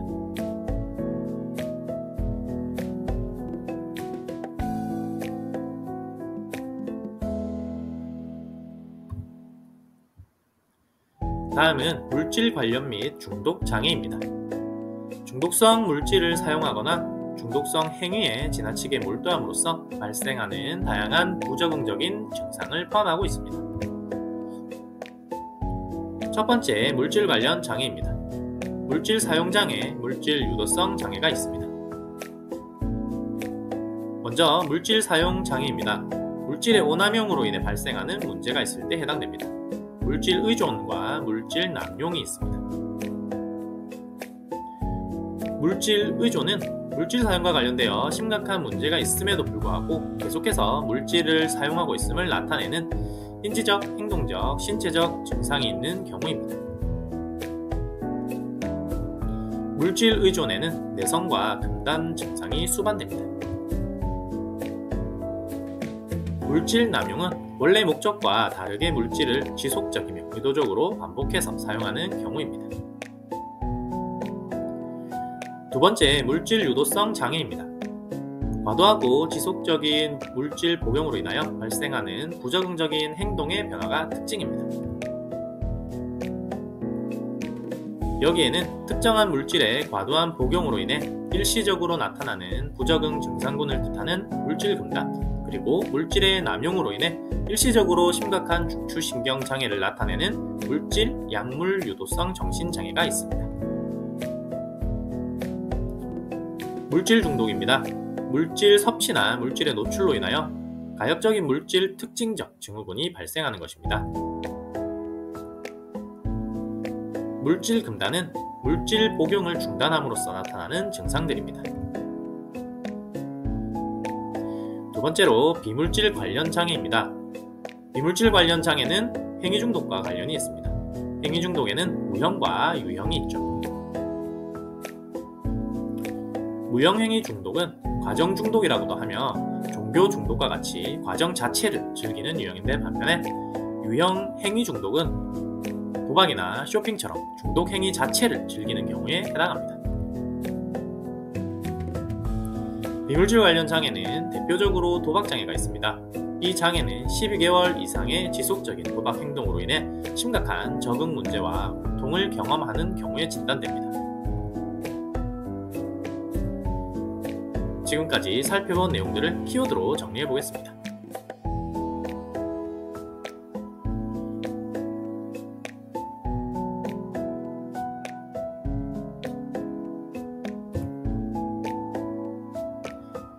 다음 시간에는 신경인지장애와 성격장애에 대해서 살펴보도록 하겠습니다.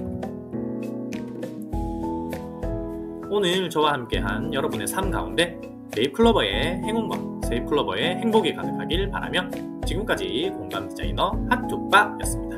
모두들 사랑하고 축복합니다. 안녕!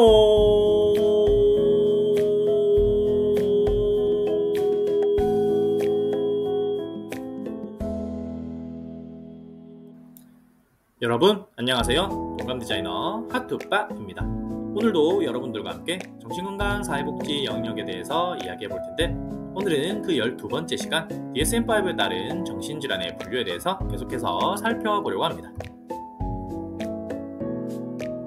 오늘은 신경인지장애 그리고 성격장애에 대해서 이야기해 보도록 할게요. 먼저 신경인지장애입니다. 뇌 손상으로 인해 의식, 기억, 언어, 판단 등의 인지적 기능에 심각한 결손이 나타나는 것이 특징입니다. 이전에는 치매라고 불리었죠. 첫 번째, 주요 신경인지장애입니다. 주의, 실행 기능, 학습 및 기억, 언어, 지각, 운동, 사회적 인지를 포함한 인지 기능이 과거에 비해 현저하게 저하된 경우에 진단됩니다. 두 번째, 경도 신경인지장애입니다. 주요 신경인지장애와 유사한 인지 기능의 저하가 경미하게 나타나는 것이죠. 세 번째, 선망입니다. 의식의 혼미, 주의 집중과 전환 능력의 현저한 감소, 그리고 기억, 언어, 현실 판단 등 인지 기능의 일시적인 장애가 나타나는 것이 특징입니다. 광범위한 뇌 조직의 기능 저하 때문에 단기간에 발생하는 의식장애와 인지 변화가 특징입니다.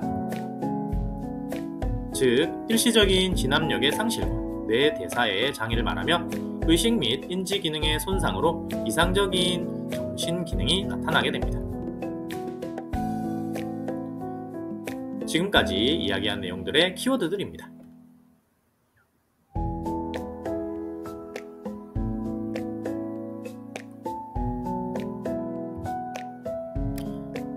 다음은 성격장애입니다.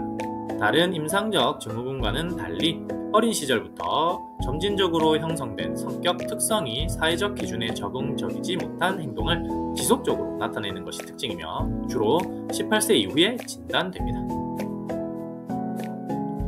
첫 번째, A군 성격장애입니다.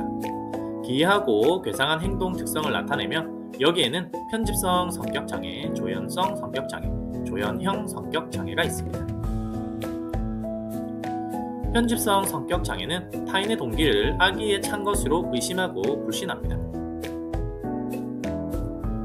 조현성 성격장애는 사회적으로 제한되어 있습니다. 조현형 성격장애는 지각적 장애와 대인관계 결핍을 나타냅니다. 두 번째로 B군 성격장애입니다.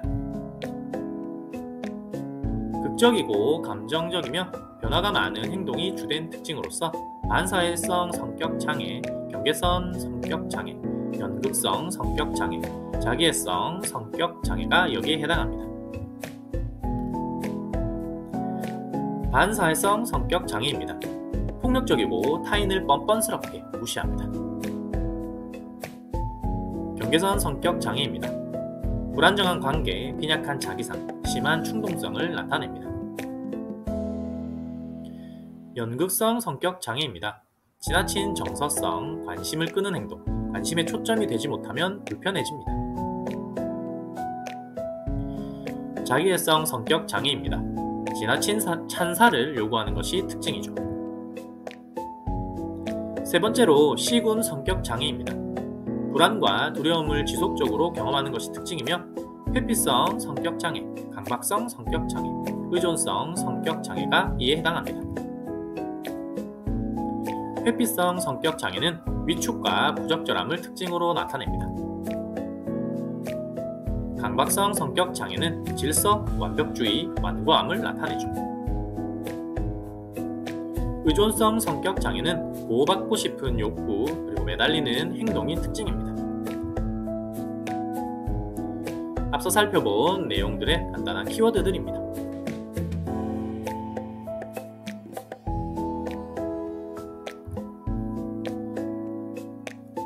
다음 시간에는 변태 성욕 장애와 기타 정신질환들에 대해서 살펴보도록 하겠습니다.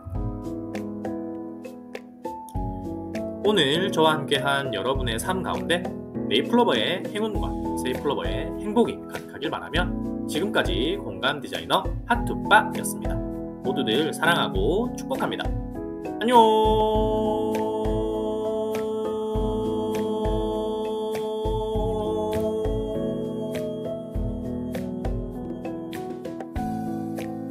여러분 안녕하세요.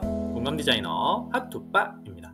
오늘도 여러분들과 함께 정신건강 사회복지 영역에 대해서 살펴볼 텐데요. 오늘은 13번째 시간 DSM-5에 따른 정신질환의 분류 그 마지막 시간입니다. 오늘은 변태 성욕장애와 기타 정신질환에 대해서 살펴볼게요. 먼저 변태 성욕장애입니다. 성도착증이라고도 하죠. 인간이 아닌 대상을 성행위 대상으로 삼거나 아동을 포함하여 동의하지 않은 사람을 대상으로 성행위를 하거나 자신이나 상대의 고통이나 굴욕감을 느끼게 하는 성행위 방식이 여기에 해당됩니다. 먼저 관음장애입니다. 다른 사람이 옷을 벗고 있거나 성행위를 하고 있는 모습을 몰래 훔쳐봄으로써 성적 흥분을 느끼는 것이 특징입니다. 보통 15세 이전에 시작되죠. 두 번째, 노출장애입니다. 자신의 성기를 낯선 사람에게 노출시킴으로써 성적 흥분을 느끼는 것이 특징입니다. 세 번째, 마찰 도착장애입니다. 이는 동의하지 않은 상대에게 접촉하거나 성기를 문지르는 행위를 함으로써 자신의 성적 욕망을 충족시키는 것이죠. 네 번째, 성적 피약장애입니다. 상대방으로부터 고통이나 굴욕감을 받음으로써 성적 흥분을 느끼는 것이 특징입니다. 다섯 번째로 성적 가학장애입니다. 성적 피학장애와 반대로 상대방에게 신체적, 정신적 고통을 줌으로써 성적인 환상이나 충동을 느끼며 성적 만족을 얻는 것이 특징입니다. 여섯 번째, 소아성애장애입니다. 보통 13세 이하의 아동을 대상으로 한 성행위를 통해 성적 흥분을 느끼는 것이 특징이죠. 일곱 번째, 물풍음란장애입니다. 무생물적인 물건에 대해 성적 흥분을 느끼는 것이 특징입니다. 여덟 번째, 복장 도착장애입니다. 이성의 옷으로 바꿔 입음으로써 성적 흥분을 강하게 일으키는 공상, 충동, 성적 행동이 반복되는 것이 특징입니다. 앞서 살펴본 내용들의 키워드입니다.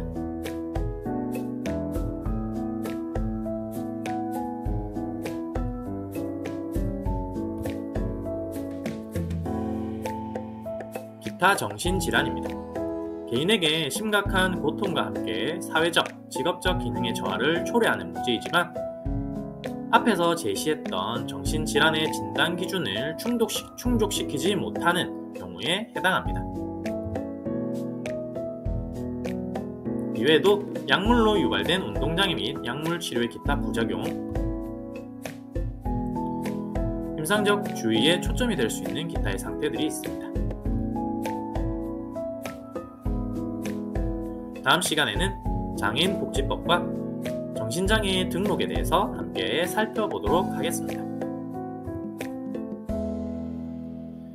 오늘 저와 함께한 여러분의 삶 가운데 네잎클로버의 행운과 세잎클로버의 행복이 가득하길 바라며 지금까지 공감 디자이너 핫두빠였습니다. 모두들 사랑하고 축복합니다. 안녕.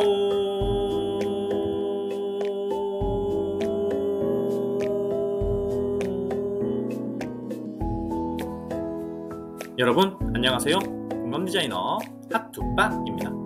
오늘도 여러분들과 함께 정신건강 사회복지에 대한 다양한 이야기들을 나눠볼 텐데요. 오늘은 그 14번째 시간 법정 정신장애에 대해서 살펴보도록 하겠습니다. 오늘은 법정 정신장애, 그 중에서도 장애인 복지법에서의 정신장애와 정신장애의 등록에 대해서 함께 살펴볼게요. 먼저 법정 정신장애, 장애인 복지법에서의 정신장애입니다. 장애 종류는 15가지가 있으며 크게 신체적 장애와 정신적 장애로 구분합니다. 신체적 장애는 외부 신체 기능의 장애와 내부 기관의 장애로 분류되며 정신적 장애는 지적 장애, 정신장애, 발달 장애로 분류됩니다. 이 중에서 정신장애는 조현병, 양극성 장애, 반복성 우울 장애, 조현 정동 장애가 있습니다. 앞선 내용들의 키워드들입니다.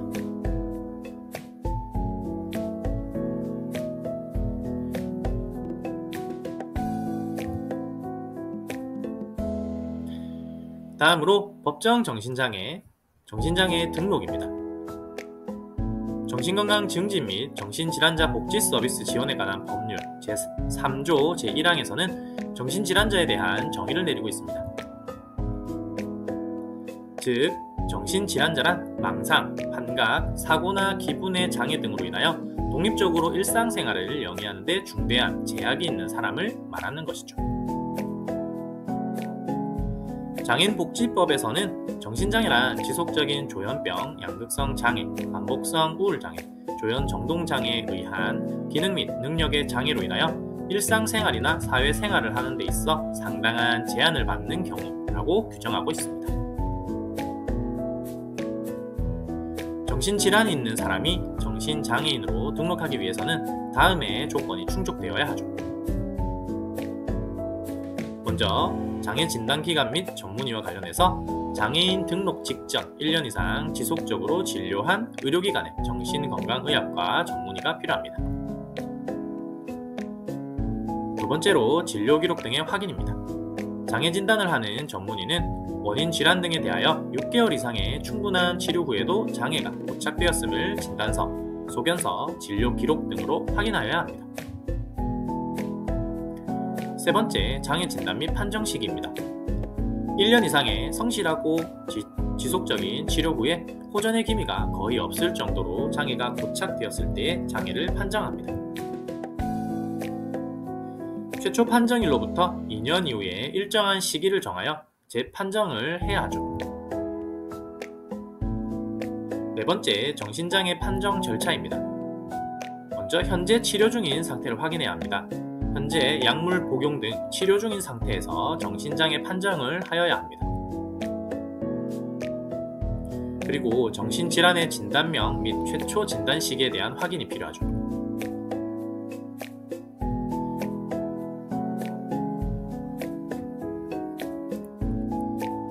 우리나라에서 공식적인 정신질환 분류 체계로 사용하고 있는 국제질병분류표의 진단 지침에 따라 F20 조현병, F25 조현 정동장애, F31 양극성 정동장애, F33 반복성 우울장애로 진단된 경우에 한하여 정신장애로 판정합니다.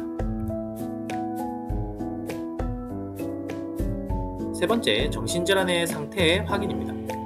진단된 정신질환의 상태가 정신장애 등급 판정 기준에 따라 어느 등급에 적절한지를 임상적 진단평가 과정을 통하여 판단한 뒤 등급을 정하죠. 네 번째, 정신질환으로 인한 정신적 능력 장애 상태의 확인입니다. 정신장애인에 대한 임상적 진단평가와 보호자 및 주위 사람으로부터 정보, 정신건강의료 서비스를 제공하고 있는 치료자의 의견, 학업이나 직업활동 상황 등 일상 환경에서의 적응 상태 등을 감안하여 등급 판정을 내립니다. 다섯 번째, 정신장애 등급의 종합적인 판정입니다.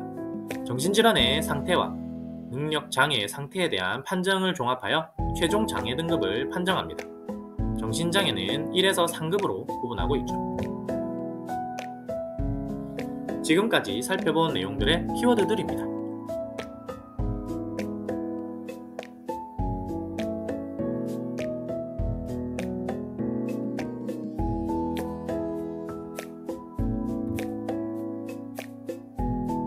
다음 시간에는 정신건강의 역사와 정신건강 전문 요원에 대해서 함께 살펴보도록 하겠습니다. 오늘 저와 함께한 여러분의 삶 가운데 네잎클로버의 행운과 세이플로버의 행복이 가득하길 바라며 지금까지 공감 디자이너 핫투빠였습니다. 모두들 사랑하고 축복합니다. 안녕.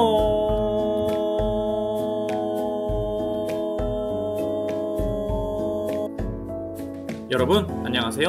공감디자이너 핫투빠입니다. 오늘도 여러분들과 함께 정신건강 사회복지 영역에 대한 이야기들을 나눠볼 텐데요. 오늘은 15번째 시간 우리나라 정신건강 분야의 역사에 대해서 이야기해보도록 하겠습니다. 이를 위해 우리나라 정신건강 분야의 역사 그리고 정신건강 전문요원의 법적 근거와 역할에 대해서 살펴보도록 하겠습니다. 먼저 우리나라 정신건강 분야의 역사입니다. 특히 법의 제정과 발달을 중심으로 한번 살펴보도록 하죠. 우리나라 정신보건법은 1995년 12월 30일에 제정되었습니다.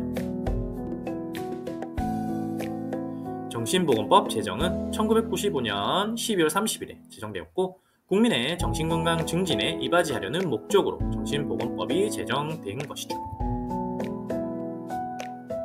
그리고 1997년 12월 31일에 정신보건법이 전부 개정됩니다.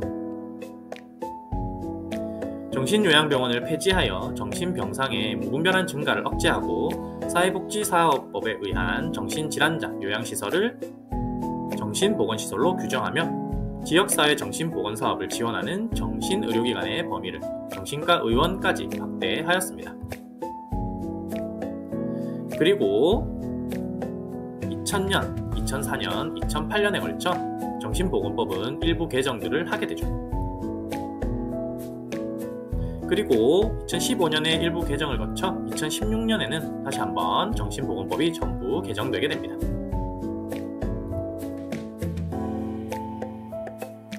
앞에서 이야기한 내용들의 간단한 키워드들입니다.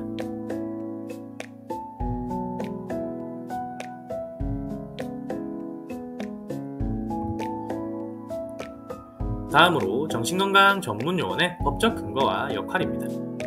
첫 번째, 정신건강 전문요원의 법적 근거입니다.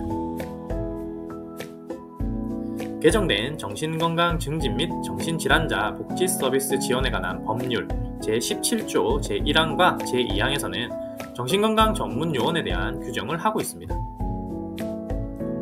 즉, 보건복지부 장관은 정신건강 전문요원의 자격증을 줄 수 있으며 정신건강 전문요원은 그 전문 분야에 따라 정신건강 임상심리사, 정신건강 간호사 및 정신건강 사회복지사로 구분한다 라고 규정하고 있죠.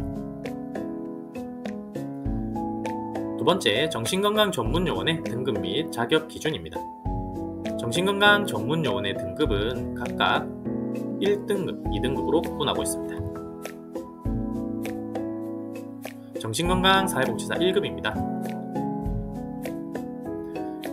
고등교육법에 의한 대학원에서 사회복지학 또는 사회사업학을 전공한 석사학위 이상 소지자로서 보건복지부 장관이 지정한 전문요원 수련 기관에서 3년 이상의 수련을 마친 자여야 합니다.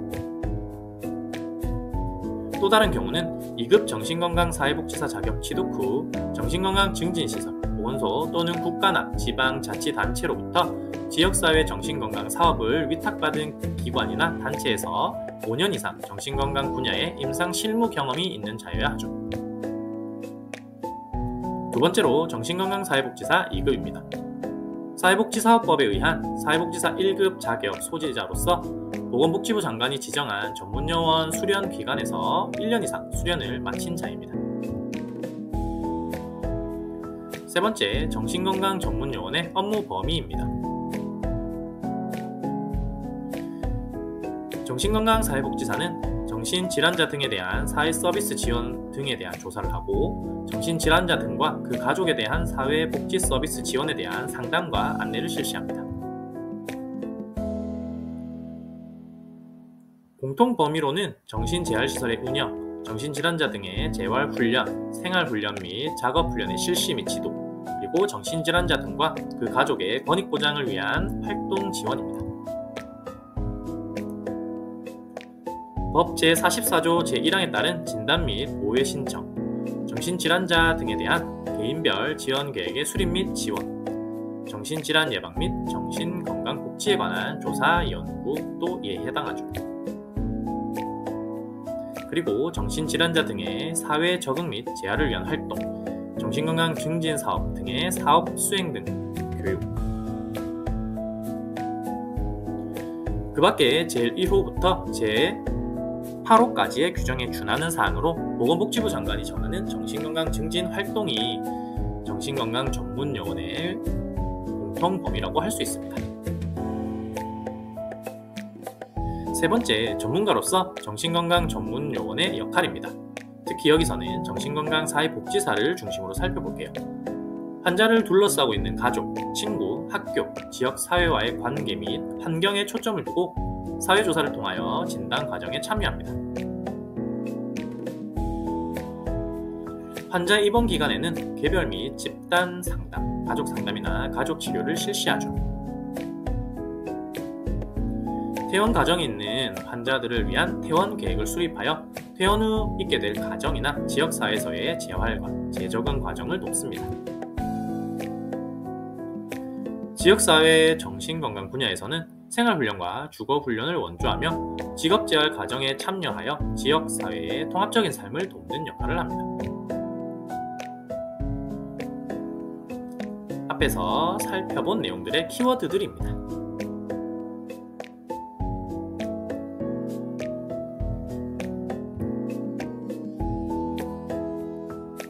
다음 시간에는 정신건강 사회복지의 실천 분야에 대해서 한번 살펴보도록 하겠습니다.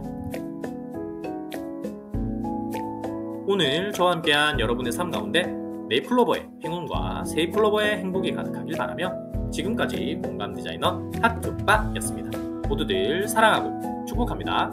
안녕!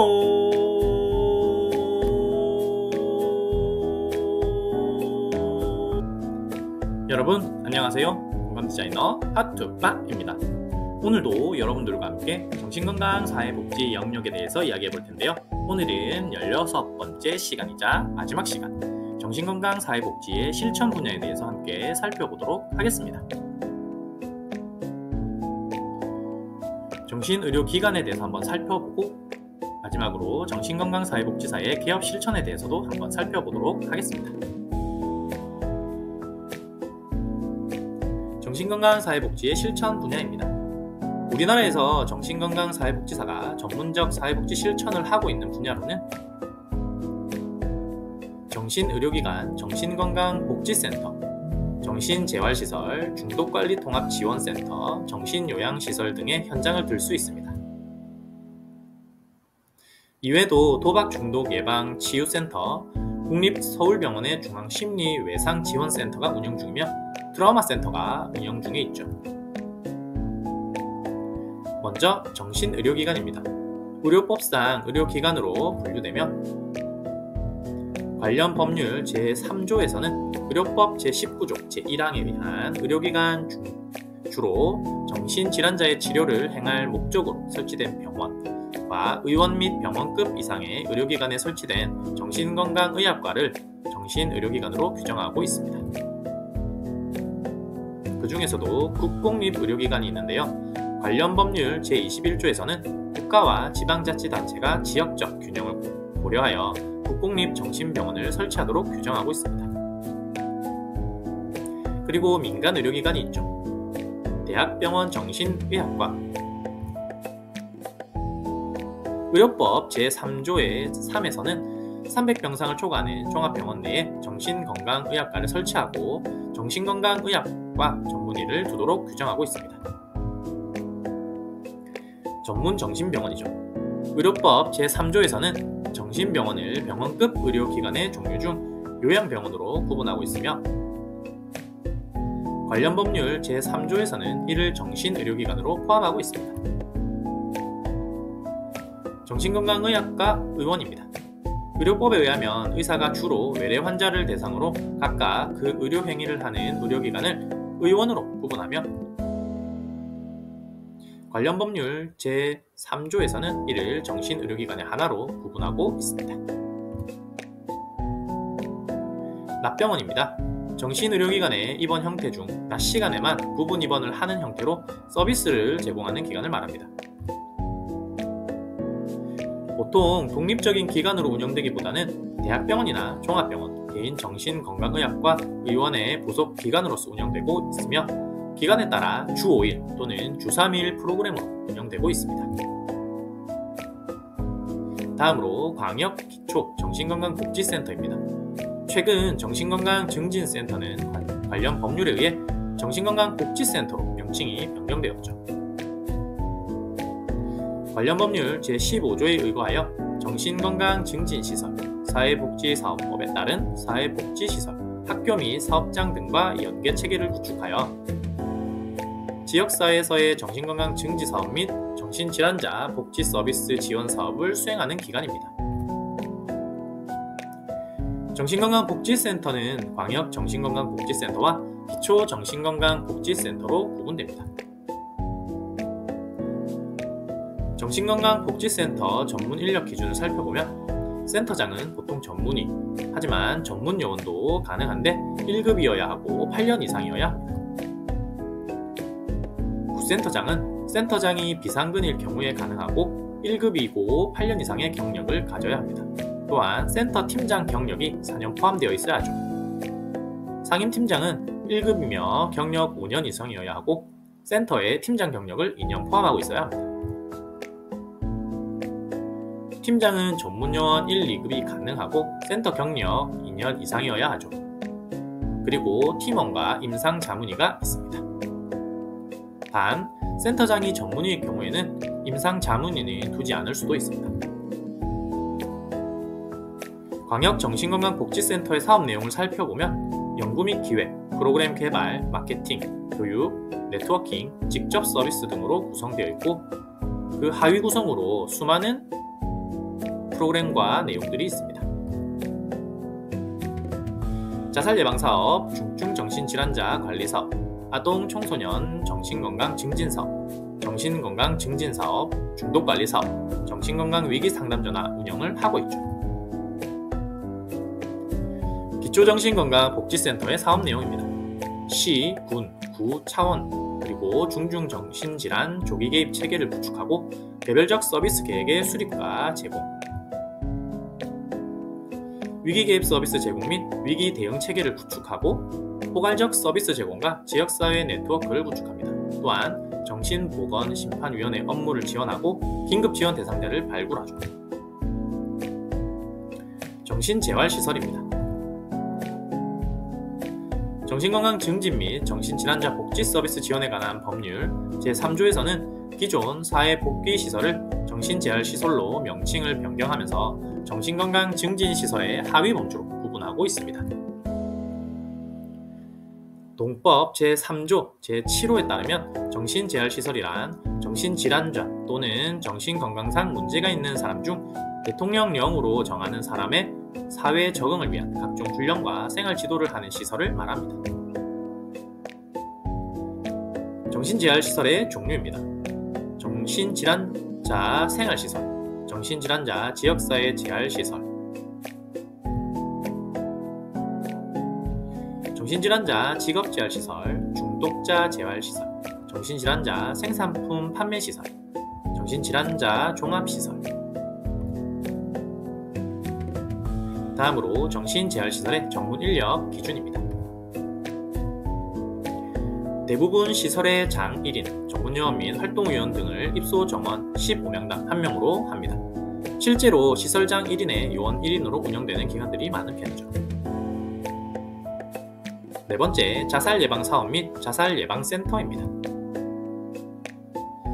자살예방사업의 목적은 자살에 대한 국가적 차원의 책무와 예방 정책에 관한 사항을 규정함으로써 국민의 소중한 생명을 보호하고 생명 존중 문화를 조성하고자 하는 것입니다.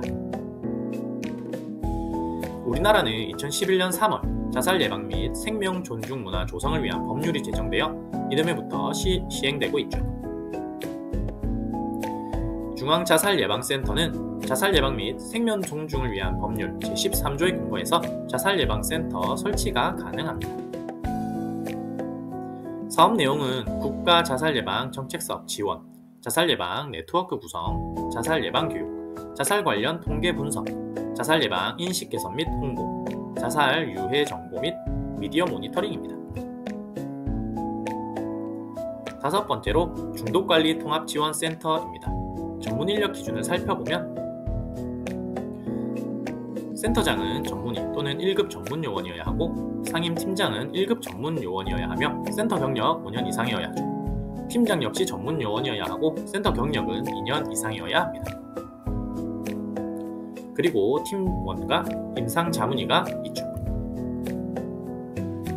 사업 내용을 살펴보면 인구 20만 이상 지역에 설치하여 운영할 수 있습니다. 중독 조기 발견 및 단기 개입 서비스 사업, 중독 질환 관리 사업, 중독 질환 가족 지원 사업, 중독 폐해 예방 및 교육 사업, 지역사회 안전망 조성 사업, 지역 진단 및 기획, 노숙인 및 취약계층 알코올 중독 문제 관리 사업 등이 있습니다. 여섯 번째, 정신요양시설입니다. 정신의료기관에서 의뢰된 정신질환자의 만성 정신질환자를 입소시켜 삶의 질 향상과 사회복귀를 도모하는 목적으로 훈련을 행하는 시설을 말합니다. 관련 법률 제22조에서는 국가와 지방자치단체, 사회복지법인이나 기타 비영리법인이 보건복지부 장관의 허가를 받아 정신요양시설을 설치하여 운영할 수 있도록 규정하고 있습니다. 전문인력은 시설장, 사무국장, 전문의, 간호사, 생활지도원, 영양사, 사무원, 정신건강 전문요원, 작업지도원, 조리원, 위생원, 관리인, 안전관리요원입니다. 일곱 번째로 중독 관련 기관입니다. 여덟 번째로 치매 상담센터인데요. 치매관리법에서 법적 규정을 찾을 수 있습니다.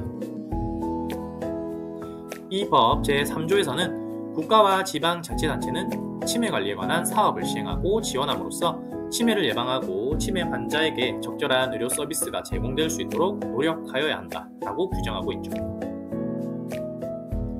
중앙치매센터와 광역치매센터, 치매 상담 센터를 중심으로 전개되고 있는 치매 예방과 관리 사업은 앞으로도 계속 확대되어 운영될 예정입니다.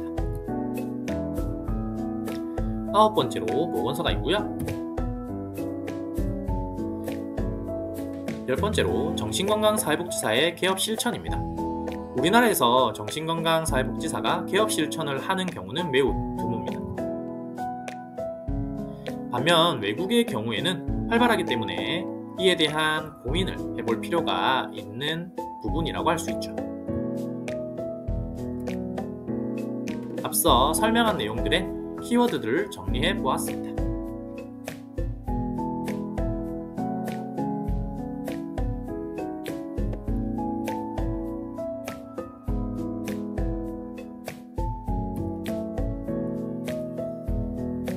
오늘 저와 함께한 여러분의 삶 가운데 네잎클로버의 행운과 세잎클로버의 행복이 가득하길 바라며 지금까지 공감 디자이너 핫투빠였습니다.